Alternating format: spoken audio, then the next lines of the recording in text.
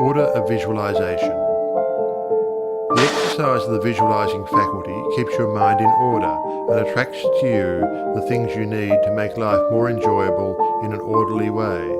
If you train yourself in practice of deliberately picturing your desire and carefully examining it, you will soon find that your thought and desires come and proceed in more orderly procession than ever before. Having reached a state of ordered mentality, you are no longer in a constant state of mental hurry.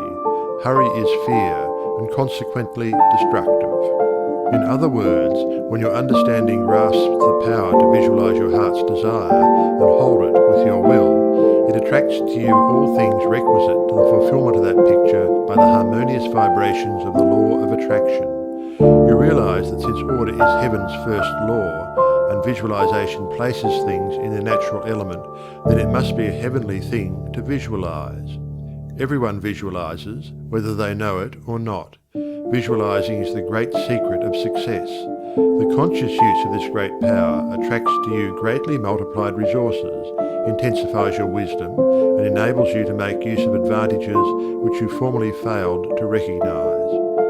We now fly through the air, not because anyone has been able to change the laws of nature, but because the inventor of the flying machine learned how to apply nature's laws, and by making orderly use of them produced the desired result.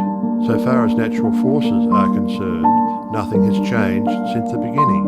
There were no airplanes in the year one, because those of that generation could not conceive the idea as a practical working possibility. It has not yet been done, was the argument, and it cannot be done. Yet the laws and materials for practical flying machines existed then as now.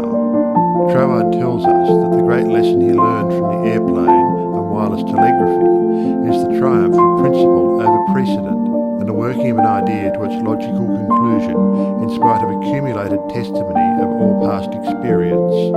With such an example before you, can you not realize that still greater secrets may be disclosed? Also, that you hold the key within yourself with which to unlock the secret chamber that contains your heart's desire. All that is necessary in order that you may use this key and make your life exactly what you wish it to be is a careful inquiry into the unseen causes which stand back of every external and visible condition. Then bring these unseen causes into harmony with your conception, and you will find that you can make practical working realities of possibilities which at present seem but fantastic dreams. We all know that the balloon was the forefather of the airplane. In 1766, Henry Cavendish, an English nobleman, proved that hydrogen gas was 7 times lighter than atmospheric air.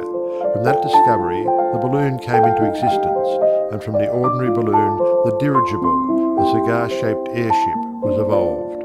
Study of aeronautics and the laws of aerial locomotion of birds and projectiles led to the belief that mechanism could be evolved by which heavier-than-air machines could be made to travel from place to place and remain in the air by the maintenance of great speed which would overcome by propulsive force the ordinary law of gravitation. Professor Langley of Washington, who developed much of the theory which others afterwards improved, was subjected to much derision when he sent a model airplane up, only to have it bury its nose in the muddy waters of the Potomac. But the Wright brothers, who experimented in the latter part of the 19th century, realized the possibility of travelling through the air in a machine that had no gas bag. They saw themselves enjoying this mode of transportation with great facility. It is said that one of the brothers would tell the other, when their varied experiments did not turn out as they expected, "It's all right, brother, I can see myself riding in that machine, and it travels easily and steadily." Those Wright brothers knew what they wanted and kept their pictures constantly before them. In visualizing, or making a mental picture, you are not endeavoring to change the laws of nature. You are fulfilling them. Your object in visualizing is to bring things into regular order, both mentally and physically. When you realize that this method of employing the creative power brings your desires, one after another, into practical material accomplishment, your confidence in the mysterious but unfailing law of attraction, which has its central power station in the very heart of your word picture, becomes supreme. Nothing can shake it. You never feel that it is necessary to take anything from anybody else.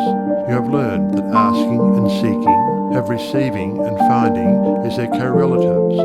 You know that all you have to do is to start the plastic substance of the universe flowing into the thought molds your picture desire provides.